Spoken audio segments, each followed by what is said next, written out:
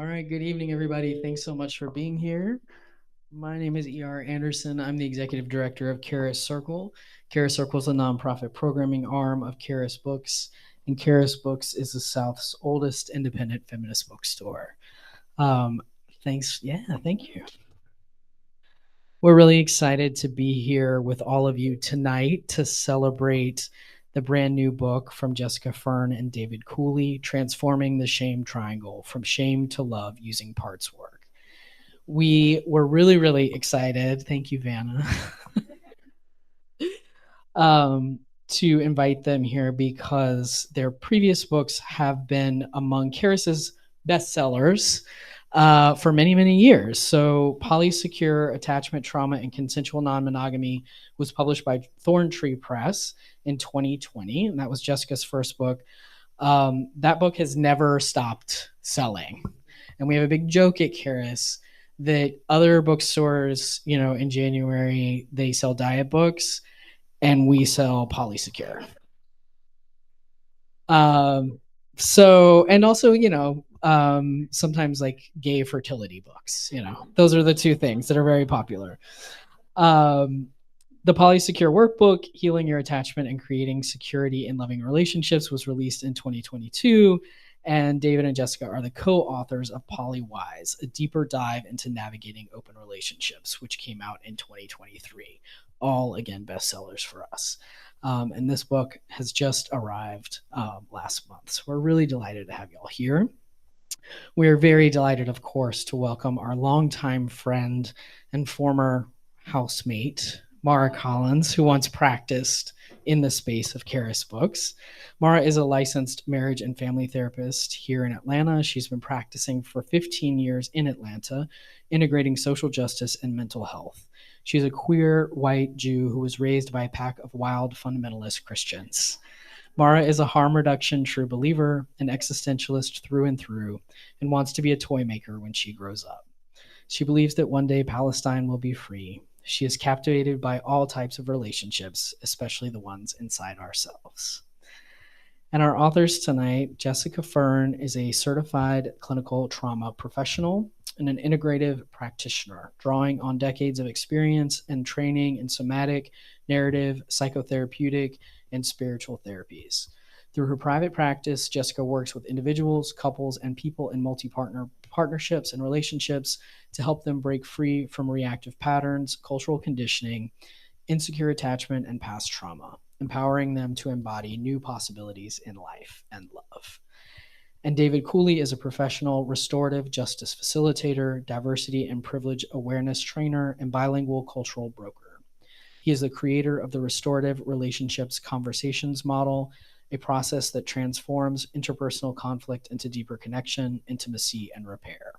In his private practice, David specializes in working with non-monogamous and LGBTQ partnerships, incorporating a variety of modalities, including trauma-informed care, attachment theory, somatic practices, narrative theory, and mindful-based techniques. So we have a lot of wisdom in this room, on the stage, but also in this room. And we want to invite y'all to be thinking about your questions as you're listening. For folks who are watching online, you can put your questions in the chat at any time, and we'll vocalize them when the time comes. But also for all of y'all who are physically here with us tonight, when we open it up for questions, if you can just wait until I bring you the microphone, because if you don't speak into the microphone, our folks online will just hear dead air. So we do want to make sure that we get your voice online. So without further ado, if y'all could put your hands together for our lovely folks.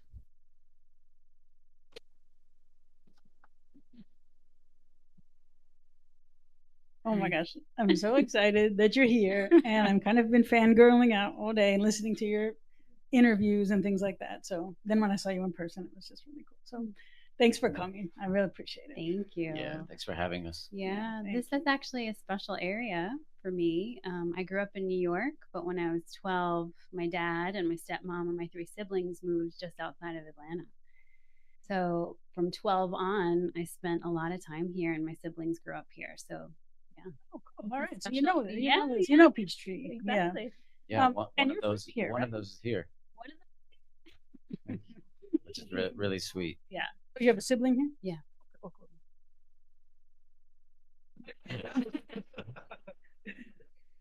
And you're Southern. You I grew am up Southern. Yeah. Yeah, I was born in Florida, but mostly grew up in Virginia. Okay, so do you Richmond, drink Virginia. sweet tea or unsweet tea? I do unsweet. You know, Florida. That's the Florida. He's- Oh, it's okay. wait a minute. Wait before we jump to conclusions. We're going to talk to that inner critic Yeah, in hold just on a a minute, second. everybody. Getting called out. First question. It's for health reasons. It's for health reasons. Well, so glad you're here, and you drove down from Asheville today, which is a Mhm. gorgeous day to do that. I hope you saw a lot of pretty leaves and all that. It was. It's beautiful. Yeah, it's the Yeah. perfect time to be doing it. Well, is that enough small talk? I think we can I jump into the think book. Let's do it. Chit chatted. Yeah. Cool. So this is a real sort of different kind of thing than you're known for. Yeah. You know. So and I'm just gonna get it out of the way right now. If we have the parts in the triangle and then there's the self, is that a thruple or a quad? This is definitely an inner polycule. Yeah. Yeah. Okay, cool. Yeah. Well, we can get That's to what that we're working later. on here. Yeah. And so the first book was about polyamory and secure attachment, and the next one was about paradigm shifts and transitions and how to work through those. If you were at a cocktail party and someone was like, "Well, what's your new book? You know, what are you working on?" And you were just had that few minutes, you know, of people's attention. What would you say this book is about? Just to kind of give an intro. I'll hold it up. What you say? You want to try? I'm gonna go for it. I mean, in its briefest essence, I would say that it is about the most difficult parts within ourselves and really working through them. Yeah, the parts that keep us stuck, keep us overachieving, people pleasing, stuck in shame, stuck in self criticism and hate.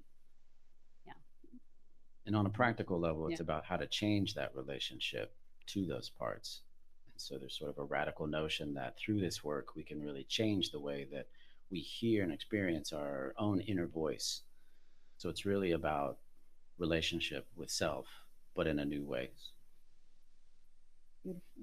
I appreciate that so much. You know, when I was reading it, I'll tell you what I thought it was about. Yeah, what would you say at a party? I would say very much it's about like a almost step-by-step guide in learning how to love yourself. And that this book like doesn't change the world. This book doesn't change the oppressive factors that are in our lives, but without getting right in ourselves in this way that we so deeply need to be in alignment right now.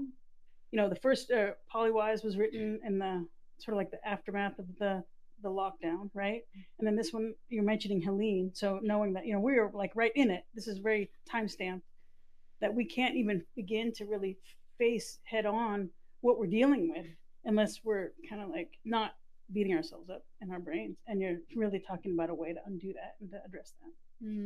Yeah, absolutely. It's big. It feels really big, like a necessary. It's not a sufficient condition, but it's a necessary. Yeah, I think as you say that, one of the things I'm struck by is the origins of this book really come out of a deep desire to offer clients a way to make the most or sort of lasting, sustainable change possible in their relationships. Right. So this is really born through the observation in our respective private practices about what are the cornerstones that are keeping sort of people's stuckness, right? What are the patterns sort of getting snared in, right? Where people sort of getting into these eddies where it feels like I'm plateauing in my personal growth work, or we keep hitting this in a relationship, keep hitting the same place and can't get out of it. And time after time, we're realizing, oh, it's shame, right? And so if we're not addressing this and having a practical way to change our relationship to shame, what we're seeing is that any efforts, whether conflict resolution or even just sort of personal growth in general, are getting stalled out. Yes, and I kind of think of shame as one of the most pernicious influences as in therapy that we kind of deal with, which is to say it's like damaging, it's subtle, it's progressive, but also that it hides. And so it's sometimes really hard to locate when it's actually, you know, it has so many great defenses around it. So, and I think any of us here who are therapists, we get so many emails helping your clients heal from shame. How do you deal with shame when shame shows up in the office? And so what you're dealing with is actually the sort of constellation of things. Yeah. So can you get into that and just do a deep dive for everybody? Because this is where I think the real magic. Yeah, great. So this came from, well, we said what it sort of came from, and working with people and seeing almost this like whack-a-mole of parts that would show up. One day it occurred to me like, oh, this is a inner geometry. This is an internalized drama triangle. So the drama triangle is an interpersonal model of the persecutor, the victim, and the rescuer. And realizing, oh, we have this internalized, and our persecutor is the inner critic. That's the voice that's beating us up. And it usually speaks in second person. What's wrong with you? How could you? You should have. You shouldn't have. And even just getting curious, like, who is this voice talking to? It needs an audience. And the audience of the inner critic is shame, our inner victim, which hears the inner critic and goes, oh, you're right. I am. And it's this first person in fullness. I am broken or not enough or unlovable or fill in the blank. And just that dynamic itself is really intense and enough. And so we have inner rescuers, and we're calling them escapers. And those are the parts of us that want to press the mute button on the inner critic and not feel shame. And we can do that in many different ways. So we usually have several escapers. We can do it with overfunctioning. I'm going to be perfectionistic or over caretake or over people please. Or we can do it by underfunctioning, by zoning out, scrolling too much, watching too much. Or we can do it by getting aggressive towards ourselves with self-harm or dangerous, risky behaviors, or aggressive towards others, right? I'll become an outer critic or jump on the drama triangle and become a perpetrator so that I don't have to feel my own shame. Yeah, so that's just the broad overview of the model. And yeah, found that when I started mapping people's struggles, they'll come in and say they want to work on procrastination or relationship issues or their potential, or we could start mapping it, and then there was actually progress. You want to add any more to that? Yeah, I think as you were saying, there's something particularly pernicious about shame. There's a complexity to it. And I think that's why this model feels exciting to me, is because it's really nuancing those complexities. And so that interrelationship really feels important between these respective parts. And so recognizing the way we're getting stuck in this internal triangle feels like a new way to start to pull apart some of these things that can feel, until we have experience, intractable or impossible to change. And so it's just been so profound to start applying this work in the therapeutic context and seeing people just start to change the way that they relate to the inner critic, let's say. Right? Just that alone, just starting to, one, recognize when the inner critic's active, and then two, how to start softening that voice, right? And then what that opens up as a sequence is so profound. You're talking about those parts, and how, and in the book you say how one of the ways you do that is by sort of moving into the self, the capital S self. But then can we do pause for like station identification, and we just talk a little of IFS and talk a little bit of narrative therapy, just so our viewers here and at home can just sort of get the framework of what you're talking about, because I want to go into that self piece in a minute. Great. I'll do IFS, you do narrative. Sounds good. Good. We're a good team. So IFS was founded by Richard Schwartz, and it's one of many modalities that are addressing inner parts work, which the basic philosophy is that as humans, we are not just one singular thing or self, that we actually have many aspects or sides or parts to ourself. And that is normal and healthy to have a range of, the friend, the lover, the parent, the person who goes to work, these different sides of ourselves. But what can happen is certain parts take on extreme roles, and they usually dominate our consciousness or dominate our life. Or parts can have certain wounds that they're holding or traumas that they're holding. And again, they can sort of eclipse us having access to what IFS is calling self with a capital S. And this is not a part, but this is just the aspect of us that is sort of consciousness itself. Like if I'm not in a part, I'm just in awake awareness. And most of us don't even realize we have this resource within us that is calm and grounded and has care and compassion for others and our inner system. So a lot of the work is not about, it's not at all about getting rid of our parts. It's often about loving our parts from self and updating them. Yeah, you say that you can talk like from it. What is the prepositions? If you're talking from it or talking to it, is that? Oh, in parts we can talk from parts or for parts. For parts. And you're saying when it's the self, you're talking for the part. Yeah. And when you're lashing out, you're sort of talking from a part. Exactly. Right. One part of the nomenclature of IFS is to be blended with a part or fused with the part, where our sense of self is actually blended with the story, which unfortunately can often be antagonistic or adversarial. And so when people are blended without knowing with a particular part and its perspective, that's where a lot of the harm, psychological, emotional harm, comes. Because you're identifying, you don't even know where one is beginning. It's the truth. Whatever the part is saying is now your big T truth. And the entire truth. And we do this to others too. We see people as one part. We see the whole person as just one aspect of them instead of the complexity of that human. Right, which is particularly problematic in the context of conflict. Right, and so if I'm activated with you and we're in a fight and you say something because you're triggered, and then I latch on to what you say because it's maybe there's some truth to it, but it's shaded in a way, right, that's absolute, right, or superlative. You always, you never. I hear that triggers an old wound in me, and then I'm walking around spinning that story. Oh, my partner doesn't love me at all, or my partner thinks this, right, and is holding that as their truth about me. And so that's one of the most profound things I think about this model as we start to depersonalize these really intense moments that are generated from dysregulation.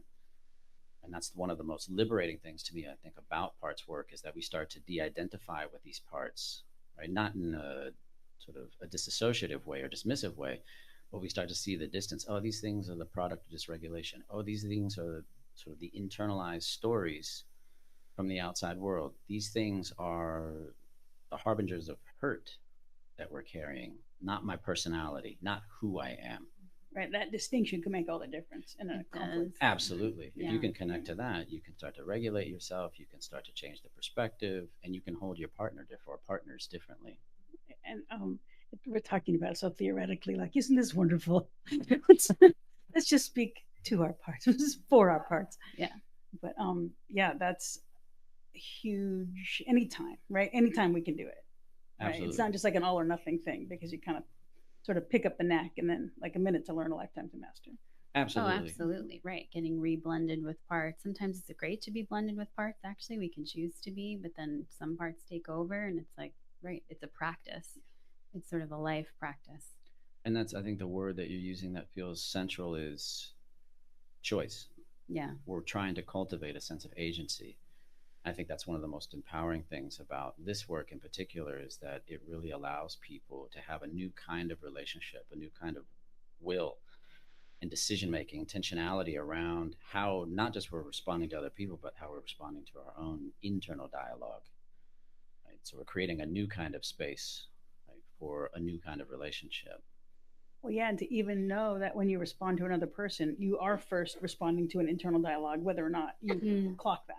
This is something that I love, that it sort of takes me into a potentially dangerously philosophical vein, but I really love thinking about human life as kaleidoscopic. In some ways, I don't know if we actually know other people in the way that we think we do, right? I think a lot of what we're really experiencing is our own projections. And so if we can't connect to a coherent sense of self, and we're living in sort of just this fusion with our parts, and that's what we're projecting outward, then that's where I think a lot of the conflict comes from. Yeah. And so if we look at some of our leaders, right, one in particular, like, it's very interesting for me, we get political just for a little bit. I see a human being without really a coherent sense of self. Right. And so that's an interesting phenomenon. You can kind of almost feel what that must be like almost internally, where there's just no coherence. There's no organized, consistent moral relationship to one's own being, anything goes. Right? What I see is trauma. That's a traumatized person, right? Because there's never been that safety and connection in relationship to one's own being. Yeah. Trauma with lots of entitlement, power, and Exactly. You want to talk a little about the narrative piece? Yeah, I think, one thing I love about narrative is it's also very political. It's kind of I see it as a real liberation modality in the sense that it's decentralizing the expert of the practitioner and really putting as the central focus the experience, the lived experience of the person coming to the practitioner, right? And so the practitioner is really deferring to the person for their wisdom. It's starting not from a pathological, oh, what's wrong with you, but what do you have to see for yourself, right? It's just a reflection, right? If we use as a modality the stories, right, that our mind is telling about whatever is happening or about who we are or how we should be as human beings. And so I love that because I think it really understands how human consciousness functions, and it's primarily through the medium of stories, narratives. Right? No experience makes sense until we're able to weave some kind of coherent narrative about it. Right? You have to have that internal narrative infrastructure to be able to relate and make sense of any experience, and we're doing that even in the smallest thing. So understanding that, I think, gives us a powerful tool for navigating our own internal experience by working with the stories. And part of what that allows us to do is start to, again, in the same way with parts, we start to create a certain kind of distance with what they call problem saturated stories. Right? My problems are not indicative of something wrong with me, but the way that my story making apparatus is functioning. So it's a very transformative modality in the sense that we're learning to change the way that we relate to our story making, not to sort of fundamental selfness. Mm-hmm.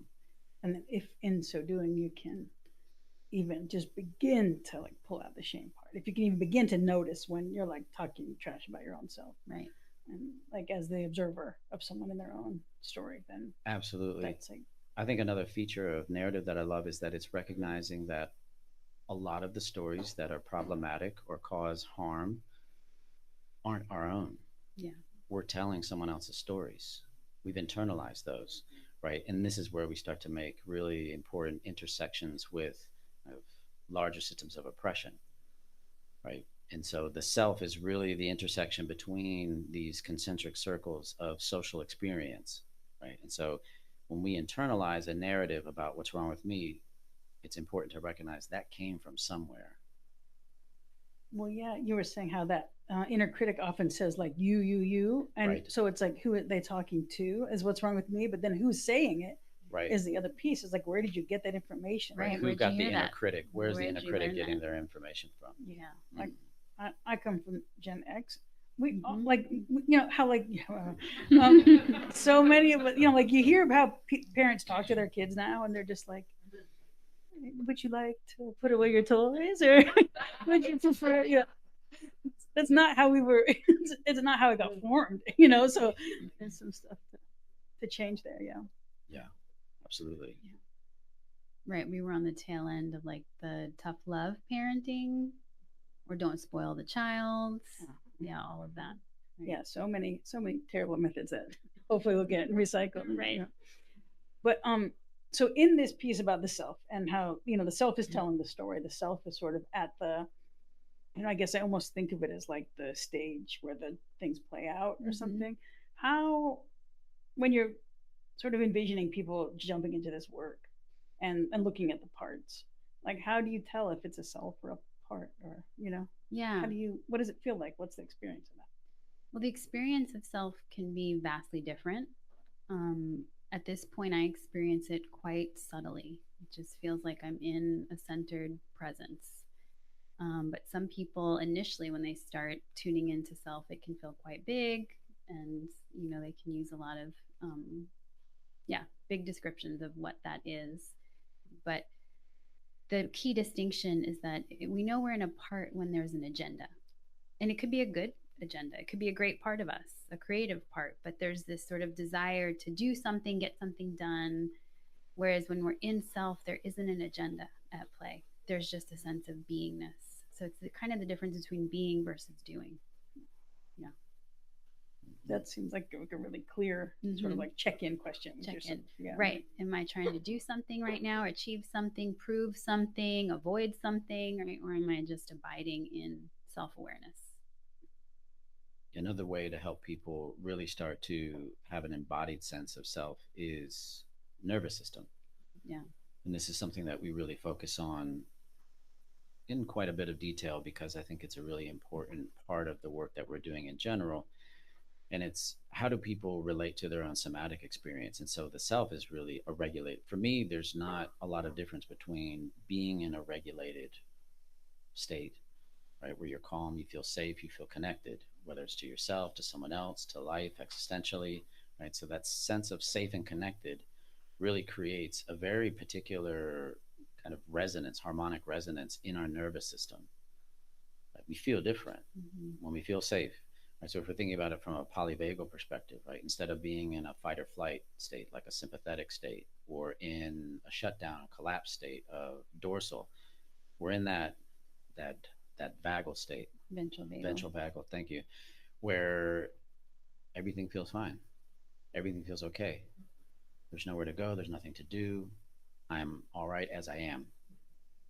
That's a really profound, that's an easy thing to say, but to be in that, that's actually a really profound thing. And so people with trauma, people with attachment wounds, people who've never seen this really modeled for them or have any practice with this, that can be a really distant experience to imagine. And so teaching people how to start subtly, slowly, gently, without force, without too much agenda, without will, how can we invite that state of regulation into our being little by little? And so I think this is a really important part of the work because we're needing self to be able to effectively work with parts. And so it's our starting point and it's the point with which we're returning to over and over again. And it's so gentle. I mean, the book is so gentle. It was like uncomfortable a lot of the times. There's that meme about like the therapist, like you need to practice self-care, but then the therapist is like looks like Darth Maul or whatever. Yeah. And it's like even as therapists, we're like so prone to even just be like, oh, I blew that session, or like like we can just really be like we're so good at it, right? Like they say, like the therapists are the worst to have as clients and stuff.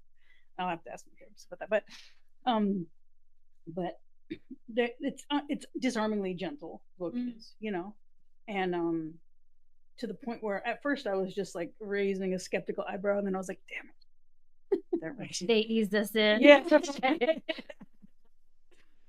So I guess, do you want to just?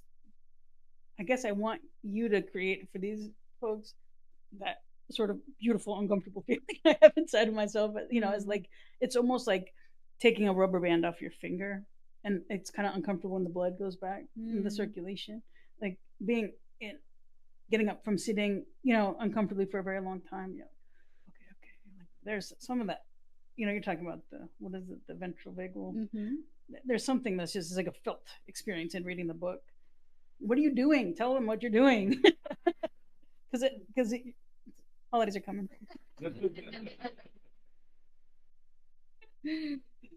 Well, do you mean what we actually do in the chapters? Yeah. We first have people kind of walk through the conceptual, like just get to know your parts and, unpack those parts. And then we really spend 2 chapters on self, and nothing yet to do with these specific shame triangle parts, but just how to feel self within, how to unblend from parts. And so we give a lot of exercises because from experience, we know people just need to kind of practice and experience. Yeah. I'm thinking, I don't think we put it in this book. I think it's actually in Polly Wise, maybe. But sometimes when people, like the first thing I'll even have them do is just do this everything out of the room before you can even get to self, capital S self. Sometimes to just feel your own parts, it's like put everyone out of the room for a moment. Yeah, I think that is. Yeah, is it? Yeah. and put concepts and narratives and all the people out of the room, and then just feel what it is in you. And then often that's where people first have their parts bubble up that have a lot of things they want to say. You want to say more about the self-centered, or? Yeah, I think one of the things I'm most excited about this book is the way in which we're nuancing that practice, because I think it can't be overstated how important it is to be able to have a practical and embodied connection to self. As you said earlier, it's easy to say, harder to consistently access, especially when you're dysregulated, when you're not feeling safe and connected. Right? And this is amplified in the context of any kind of attachment-based relationship, which obviously with the self, it's going to be. And so what we're really wanting people to understand is, okay, what are the different avenues into that experience, and what are the ways that we can start tracking parts activity. So we're using this self-centered model. We're sort of reclaiming that concept of self-centered, which I think traditionally sounds someone who's only focused on themselves, someone who's selfish, narcissistic. We're saying this is right through the IFS lens to be grounded in that self. And so we're looking at the mind, heart, and body. And so in the mind center, we can know when we're in a part because we're tracking the beliefs and the stories. Right? What is it that the mind is saying to itself? Is it an adversarial sort of inner dialogue or relational? When we go into the heart center, we're really exploring kind of this relational experience, right? That's the bridge between the mind and the body, where we're really connected to our needs and our feelings, right? Needs, feelings, and wants really are really kind of the jewels of the heart center. When we're in parts, we often lose access to that. Right? You can hear that in clients' talk when they start talking about themselves or what sort of how they're relating to someone else.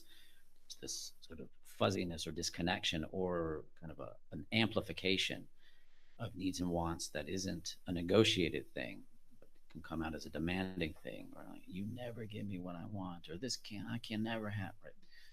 So there's not that balanced connection to needs and wants. There's not that sense that I know how to get these met with myself or with someone else. And then finally in the body, and that goes back to what I was talking about before, and that's really about learning how to become aware of your own dysregulation. Right? And so if parts are active, almost certainly there's going to be some kind of dysregulation in the nervous system. What are you going to do about that? Right? Do you actually have some practice of re-regulating once you've become triggered? Right? So we're really wanting people to have access and awareness at these three different levels, because if you can get to self at any point in any one of those centers, you can start making that shift, that harmonic shift back into self. Yeah, what's so cool is there's so many exercises in the book that like almost any way you think about things, like there's something for you. If you kind of just look through and see what you would want to, how you'd want to approach it. And so much, I mean, just a confession, I went to psychic school a couple years ago, and Nice. So much of it is like was similar, like in the creative visualizations. That really is really what it's sort of about. It's just sort of like attuning to your creative self and like what you can sort of imagine if like you are where your attention is kind of. Yeah. Then this is like these exercises like go over so many different possibilities of like ways to reconnect in this. So I just think that's pretty great. It's really like a manual kind of, huh? In some ways, yeah. We really wanted to anchor people so that you can actually dialogue with these parts, because it's hard to dialogue with these parts. It's hard to turn towards them and actually listen to them and care for them. Yeah. And that a big piece of it is this shift from like the critic. Do you want, I mean, you can say it, it's probably better if you say it. What the transformation is. From the 3 to the 3. And so we have the shame triangle transforming into the self-love triangle.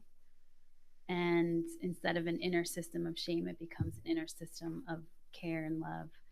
And the inner critic becomes our inner coach. So this is a part of us that still holds us to standards, but it does so in an encouraging way, in a supportive way, instead of tearing us down. Our escapers, which are the parts that are normally turning away, they don't want to feel shame, so they're zoning out, or they're getting busy, or they're lashing out. They turn into inner nurturers who can turn towards us. And then shame doesn't necessarily transform into a different part. It turns into just our raw experience. what are we just actually feeling and needing, what's going on, without the story of shame laid over what our experience is, what our basic feeling is. A real switcheroo. It's a big switcheroo. Yeah. Yeah, right. Where these parts become inner allies instead of enemies to each other and enemies to ourselves. It's sort of, if we can think of the shame triangle as like a psychological autoimmunity. And then the self-love triangle transforms into like, wow, I actually have all these resources I can, tune into and rely on. Well, and it's cool. I'm thinking about how you can have many different relationships with the parts of yourself. And like y'all wrote the book and you've had many different relationships with each other. Mm-hmm. And I know you talk about that in both of the books, right? Mm-hmm. And so that's kind of cool that you'd be the ones to write about that transformation and that shift. And David, you do relational repair work, and I was wondering if you'd be willing to talk about like the conditions that need to be in place for the repair of that relationship to happen, for the switch to actually be effective and take hold. Yeah. One of the most important things in relational repair that I've found in the work is sort of the thing we're trying to figure out is, how do we hold hurt, emotional hurt? Right? So how, as partners, do we hold my hurt? How do we hold your hurt? So from the individual standpoint, what I have to be able to do with my own hurt is I have to be able to communicate it to you in a way that doesn't feel adversarial. I have to know how to own my own feelings and needs, and then tell you what are the specific behaviors that had an impact on me negatively. That's when the coin flips. Now you have to be able to hold my hurt. If you can't hold my hurt without going into a shame spiral, if you can't hear my feedback as anything other than sort of the reinforcement of a narrative that you've internalized through the inner critic, you're not going to be able to hear me. Mm-hmm. Right? And this is the static. This is the place where a lot of conflict work goes off the rails, and a lot of people don't see it because it's so easy to project that, because we haven't looked at it. We haven't excavated the shame in the way that we need to. So this is the place that I see most conflict work stall out. We can't get to repair because you can't take accountability, because you can't hear feedback as anything other than criticism or blame. Again, the way that I express my hurt matters, right? So if I'm coming at you and I'm using blaming language and I'm grounded in an adversarial perspective, we have to work on that. That has to change, obviously. But if I'm coming clean and I'm telling you how I feel and I'm talking about my needs and I'm just naming impact, then you have to be able to respond in a way that takes accountability.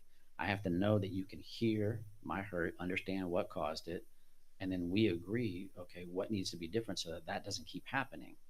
If we can't have that understanding, there can't be repair. If I'm living in the belief that this person doesn't actually understand why I was hurt by what they did, and there's no understanding and no commitment to then change the pattern, that undermines our fundamental sense of safety and connection.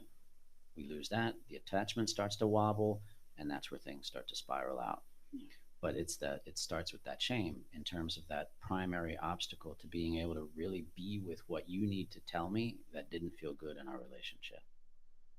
Well, I can hear how I hurt you, David. But can I hear how I hurt me? Finally. Yeah, I know. I've been waiting for clicked this. In. Yeah, it's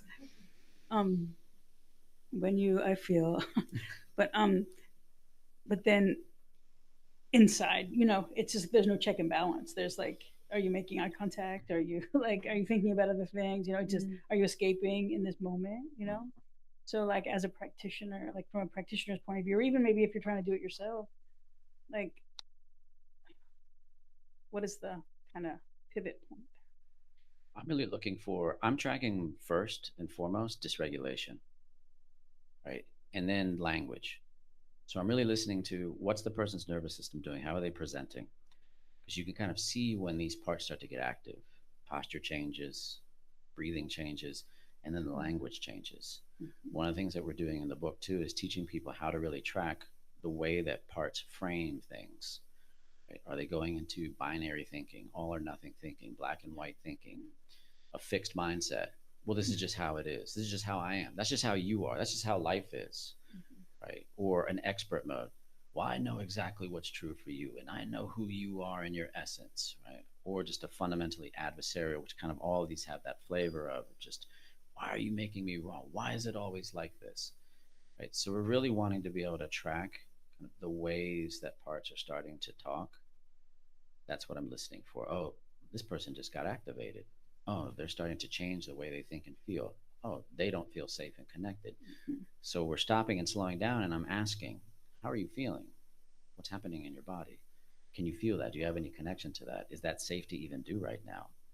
So I'm getting a sense of people capacity to start somatically checking in, to start reflecting on the way that sort of the thoughts are changing, the way they're communicating is changing. So we're tracking little changes, and we're trying to get them as fast as possible. So I'm not letting people escalate. So this is different than certain modalities because I'm very prescriptive. I'm making a ton of interventions. Mm-hmm. I'm really trying to be explicit about when people are making these subtle shifts. I want them to see when they're at a 1, 2, or a 3, not when they're up into the upper register of their own dysregulation. Right. So this is a big place where I'm trying to call people's attention. You're trying to catch it fast, but to do that, Yeah. you have to go pretty slow. Like you have to, like, You have Right, to that's slow what it down is. to go fast. Exactly. Yeah. Yeah. Yeah. I'm trying to track openness and curiosity. And if I stick with those two things, I can catch a lot. Like, are you actually in openness and genuine curiosity when you're asking that question? yeah, like, do you want to know? Do you actually how want to I hurt know? you? Right, exactly. No. Is there more to that? I'll leave it at that for now. How are we doing on time? I think we're good. We have time for questions. I just have one more question for you. Well, yeah, I'll ask it now. It's just like, if it was like dream of all dreams, where is this book gonna go? Where do we think is possible? What would you be your like message in a bottle with this book? You know, one of the things that we are working on is creating an online platform to be able to workshop this material. Where I really want it to go is I want it to do it in big groups. Right? I really want to be in person and facilitating and online, but I really want people to start having a lived experience of it. I want an immersive experience with it too, because I think this is more than just a read. This is really an invitation to a much deeper process. So the book is really just to kind of lure people into the work. It's a big trap. Absolutely. Triangle trap. Absolutely. Yeah. But that's where I'm really wanting to be in the shit with people, because that's where the most growth and transformation happens. So, yeah, when I see someone start to change their own relationship to an inner critic, like in real time, and then see the way that that ripples out into their most immediate relationships, it's so profound. It's so beautiful. I bet. Yeah. What's your dream? Yeah, it's similar. It's doing, well, I want to do online courses with it, really walking people through and going slow and taking the time so that the work really sticks. And online is obviously a way to have a bigger reach, but it's the in-person work of really getting to do demos and have people, process what's in a dyad and ask questions and more retreat like immersive experiences. Sign me up. Yeah. Oh, that's great. That's great. Thank you. Thank you. Yeah. All right. So everybody bring your questions. People have questions they want to ask. All right. Ooh, we're going to start right here. Jessica, I'm listening to your book for the second time. So it's really nice to see you as I'm hearing your voice, listening to Polly Secure for the second time. Can you all talk about how parts work or this framework can be used in groups? Specifically, you were talking, David, correct? About conflict. So I'm just thinking about lots of people here are probably a part of political organizations where there's a lot of tends to be conflict. So it's not so much one-to-one as different sort of warring ways of thinking within one entity, and how you all have used or could see this being applicable there. Yeah, I could see it as a modality, part of a sequence. Like, one of the reasons why we're doing this book is because we've realized that, again, this is where a lot of the work stalls, is people hit the shame triangle, and then if that's not getting addressed and worked on, you sort of can't move where you want to go in the larger interpersonal stuff. So I'm really wanting people to have access to this. So if it was a group, then I would really want to start with people exploring the manifestations or experiences of their own inner shame triangle. Like, what does that look like? And then making the link. How does that show up in my relationship to this group? Right? What are the ways in which the shame triangle is creating static in my own, or distortion in my own perceptual field in my relationship to the group, especially around the question of feedback?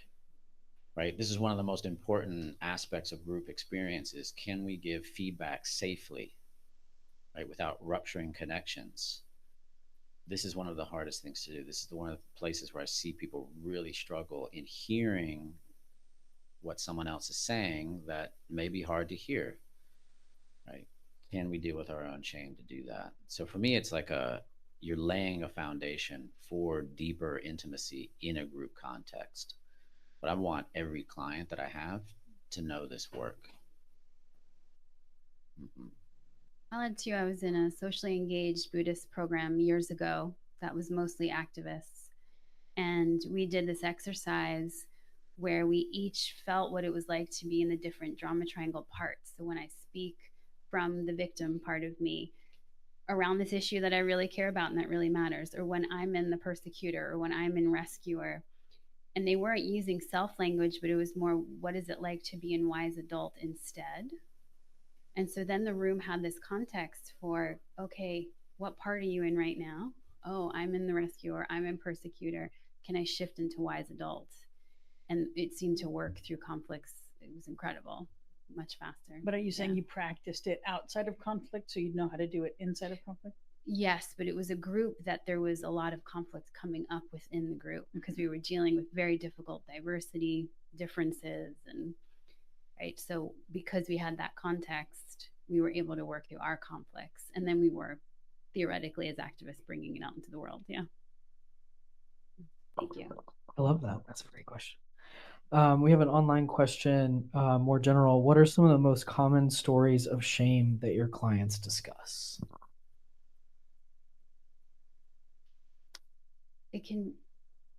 I think you mean probably like the one-liners, right? I'm crazy, I'm broken, I'll never get it right. I'm too much. I'm too much. Or and not I'm enough. not enough. That's like the same side of the coin there. I'm unlovable. I'm a failure. If someone actually sees, I mean, that's what we're avoiding, is if they actually see inside, they'll leave, they'll go away. Yeah. Yeah, there's usually some version of, I can't be who I really experience myself to be. So there has to be some covering, some masking of my authenticity. Yeah, there's something wrong with me fundamentally. Right. And this is something that we're really putting a lot of time on in the book, is what does it mean to be authentic? Mm-hmm. Yeah. And so we're giving more nuance to that concept of authentic.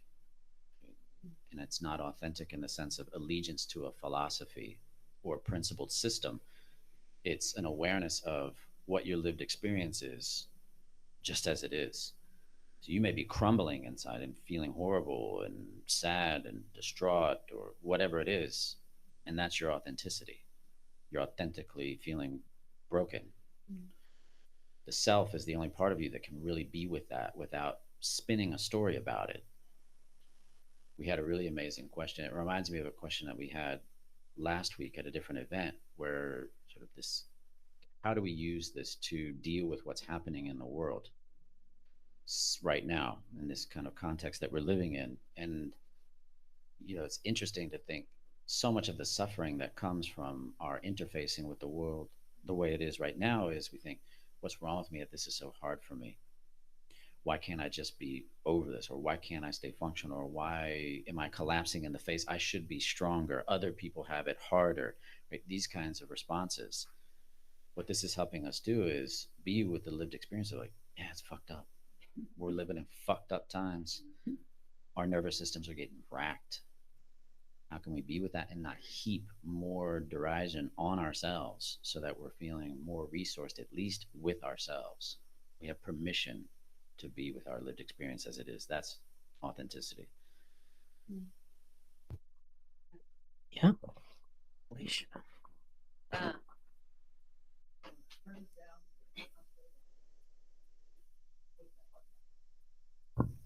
Okay. Can you hear me?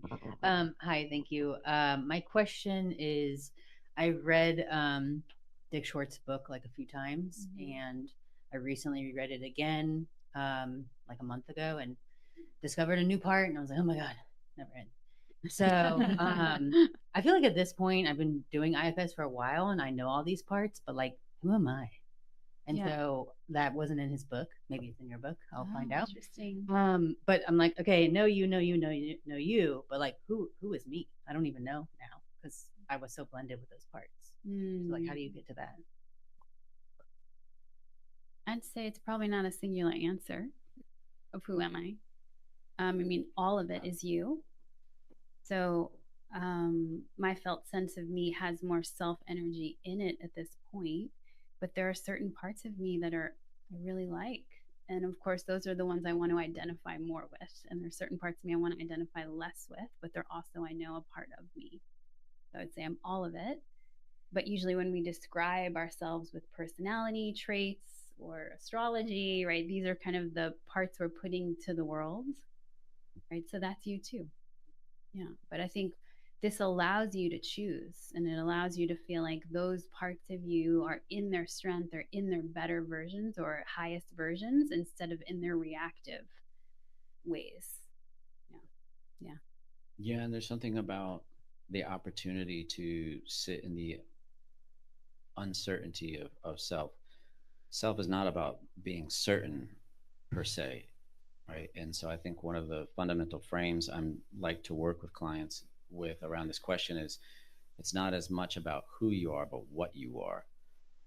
And if we could start with the nervous system, I'm definitely here occupying a nervous system. What's it like to be in a regulated nervous system and to choose that experience and explore being versus the who? The who is so much about a role that we play, right? And that's so much about the story about sort of our parents, our society, like all of these overlays that juxtapose over our lived experience. What is it to be underneath that? And there's sort of a mystical experience there that's available for us. It can be settling and unsettling, but there's something really juicy there for me that I like. Thank you. We have a couple more online questions. What is your take on polyvagal theory being debunked, meaning not based in science, and our field continuing to use it, teach it to clients, etc.? Great question. This actually came up in our book. So Dave is talking about it today, but we actually, in our first draft, had polyvagal in the book. And it is not totally true that it's debunked. It's sort of still being figured out, is our understanding. We had people on our editing team who researched this because they were like, so one person was like, it's debunked. And then the other person was like, it's actually not. Like, there's a lot of legitimacy to it, but it is a theory. And so we decided not to put it in the book. We decided that the fight, flight, freeze, and appease was an easier concept that we all can grasp. We understand those states of our nervous system, and that's what is most important to us. Not being right, it's about what is accessible. So, yeah, and I think it speaks to it's a model, and all models are maps, and they're never the complete story. Yeah, they're always incomplete. And if it reflects something in someone's lived experience and is useful for helping them feel more connection in real time to well-being, awesome, I'm going to use it. Like, to me, this is like the CrossFit of self-transformation. It's like, oh, that works, that sounds good, okay. Right. And I don't, that can sound flippant and careless, but I'm really tracking what are people's lived experiences in response to understanding that their nervous system is following patterns. That's so empowering to be able to start recognizing that your nervous system is doing something specifically to a trigger, and you can follow that pattern, and that you actually have agency over that. I don't care what you call that, actually. If you can follow that thread, be aware of it, and start to affect change in your lived experience, great. Call it whatever you want. Does this book overlap with your first two books? Does it address the shame of feeling of being non-monogamous in a majority monogamous world, or with friends and family that believe you should be or are monogamous your whole life? It does not specifically talk about non-monogamy, so this book really is for the general audience, not for people that are practicing non-monogamy. But it will help you deal with the shame and challenges that come up with, being marginalized, for sure. Mm-hmm. Yeah. Greetings. Hi. Thank you for this. So great. One of the things that I'm thinking about or curious about is sort of like, what is your hindsight around like what you're seeing in your practice, like right now versus even like 5 years ago, pre-COVID, or 10 years ago? I just feel like COVID, like, made this self, not how you guys talk about self, but just like because of the isolation and all of the crises, like changed our relationship to ourselves and each other. And I'm just like, I feel like we're just feeling all the impacts of that, but I can't source it or track it. Like, I'm just curious, like, what sort of trends or hindsight you have having, a individual and shared body of work over the last, however long, 10, 20, 30, 40 years, however old you guys are. So we're really young. Yeah. We As Gen started really Xers, early. teach the millennials. Yeah, that's right. Yeah. I hear your answer, actually. How? Like, what are you noticing now, like in this moment, like with the folks that you work with? Like, is it the same sort of struggles that people are going through in their relationships than even 5 years ago? Like, is this shit timeless, or like, how are these different escalating conditions like impacting us communally and individually? Or is it like same as it ever was, we're just gaining new tools? Like, I just don't have any insight on that, and I am curious. The town I grew up in, Sweet Home, Oregon, there was a joke by some people that, like, even if it was a full-on apocalypse, there's going to be people just being like, well, do you want paper or plastic? And that there are going to be those people who just, like, it doesn't matter, they're just going to say, like, my boyfriend this, or and unflappable, which you can almost appreciate these days. But that it makes me more think about, like, in Man's Search for Meaning, Viktor Frankl talks about, like, when you get to the camps and then you're in the camps, and like, there's these different phases of being in something, where you're like, holy shit, what's going on? And then, like, is this my lot? And you almost like see no end in sight, and then you're like, wait a minute, is there it's, I would think the shock has worn off, kind of like, if, what is it, like, if 2023 was a person, it's like Ben Affleck, like, smoking a cigarette or whatever. And I don't know if I'm answering your question. I think it does run the gamut, but I would say the thing that I've really appreciated is, like, I think there's people who are just like, are we going to fish? Are we going to cut bait? Like, I got to work out my relationship with myself and the people around me, or we're doomed, or I'm doomed. And so people are, like, taking, really just kind of locking in, I think, in a lot of ways. I love that part. Some people are just like, I am here to see who I need to be to, like, not only navigate these waters, but, like, be something I want in this world, which is very cool. Yeah. And I think sort of like, I sort of talk about, like, the luxuries that were, like, Obama era luxuries are not Trump era luxuries, as far as our mindset. That's interesting. Yeah, I want to echo what you're saying, just because I'm seeing something very different, in the sense that, things feel very different. And what I'm seeing is that there's a new disposition for people to do relational work and intrapersonal work within themselves. I'm seeing people that previously would have never come to sessions with me. It's interesting because I see it a lot more men. More men are coming, like, right? It's awesome. No, it's amazing. Like, people are getting broke down, cracked open, right? Because COVID really put people's attachment systems through a pressure cooker. There was a level of proximity and crisis unprecedented for so many people.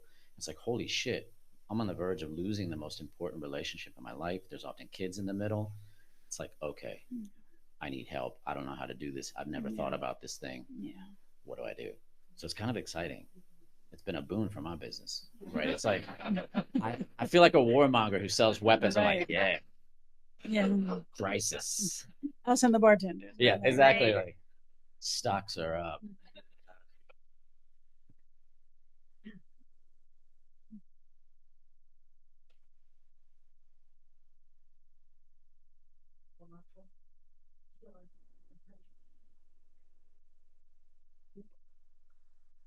This has been amazing. Number one. Thank you Thank so you. much. Thank you. Oh my gosh, I'm definitely fanning out.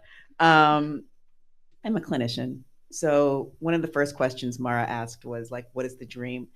Will you all do something for clinicians who want to put this into their work? Like, Yeah. I mean, I'm like, how do we get more? This is like a little teaser. Of course, I'll get my book. Can't wait for you to sign it.